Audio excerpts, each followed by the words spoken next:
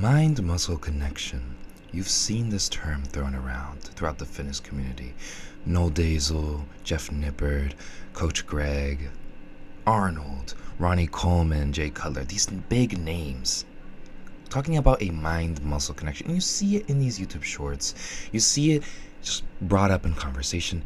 And you kind of understand what it is because of context clues. You know kind of what mind-muscle connection is, but at the same time, you don't really know a concrete definition for it. What exactly is mind-muscle connection? How can we explain that phenomenon to somebody who's new to bodybuilding? Hello, my name is Marco. I am 18 years old, and I have built my dream physique. So, let's talk about it. What is mind-muscle connection? Well, very concrete definition of it, not very concrete, but very subtle definition would be the connection between your mind and your muscle. I know that sounds kind of simplistic, but hold on with me for a second because it's quite literally what it is. If you're working a very specific muscle, it is your target muscle to work, okay? What that means is that if you do a very specific movement, the goal of that movement is to hit your target muscle. An example of that would be hitting your chest on chest press. Even though chest press is a tricep and chest movement, otherwise known as a compound movement, it still is targeted to your chest. That's why it's called chest press. It's supposed to be for your chest. So the idea is that when you have a mind-muscle connection, you are connected to your chest. That hopefully your chest tires out before your triceps so that your chest reaches failure and you get growth on your chest rather than your triceps. The goal of chest press is to work chest. That is why it's called chest press, okay? So it's very important that you understand the mind-muscle connection between your chest and your brain. But even in this specific example, let's say we bring somebody new to bodybuilding. Something a little harder like a lat pull down or a row. It's a little harder to feel your lats, especially when they're small.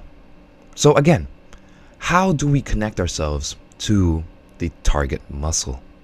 Well, what I like to say, and I like to tell all my clients, at least I want to, is you need to flex your target muscle at the end of your movement. Engage that target muscle more than every other muscle. Let's say we're doing rows, right? And we're pulling the tully in our direction, right? And as we get to the end of the movement, we squeeze our lats together. Let me lower this camera a little bit so you can see what I'm talking about. When we come forward, we squeeze our lats right here. Right here, we squeeze it, right? And for about maybe 1 or 2 seconds, right? Because we're engaging the lat. Remember, rows works biceps, but it also works lats. So you want to hit the lat part, not the bicep. We'll do biceps later, dude. Don't worry about biceps, all right? We'll get there. We're trying to hit lats right now. So you want to hold that position for 1 or 2 seconds. Really feel that stretch, that tension in the lat, right? Which the lat is about right here, okay? For those of you who are new. You want to hit that lat. You want to squeeze it.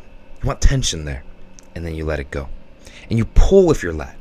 That's what the mind-muscle connection is. You pull with your lat. A lot of people will pull with their bicep like, and it's hard to explain because visually I can't show you how I'm pulling with my lat.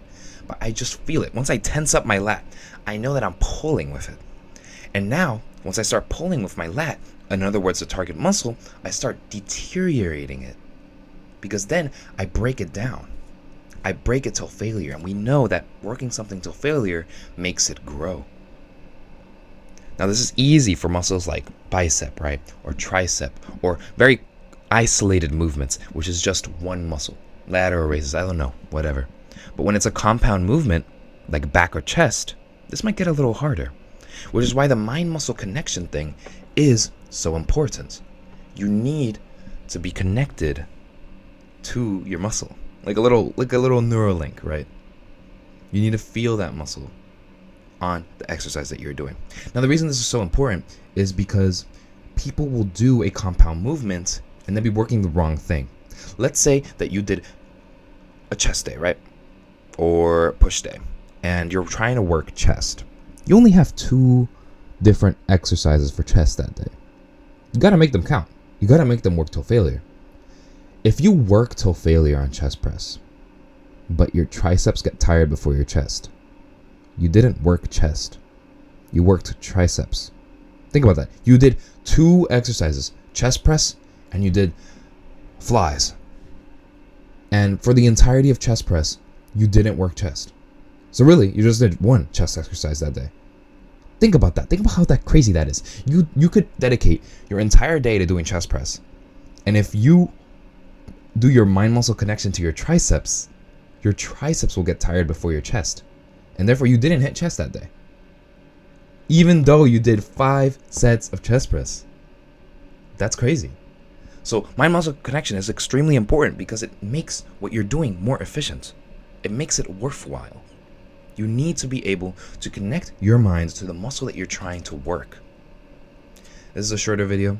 It's more of a definitive video about how that works, sort of like that. But if you want more information like this, more content like this, subscribe to the channel, the Instagram, the YouTube, and I have a product coming out that's 50% off right now. So if you want to get in on that before it shoots up in price, it's going to be $50 once the sale is off. So $25 right now, you get a curated program to build an aesthetic physique with all the details you could ever imagine, nutrition advice, training advice, whatever you need. So check that out. I'll see you in the next one. Bye-bye.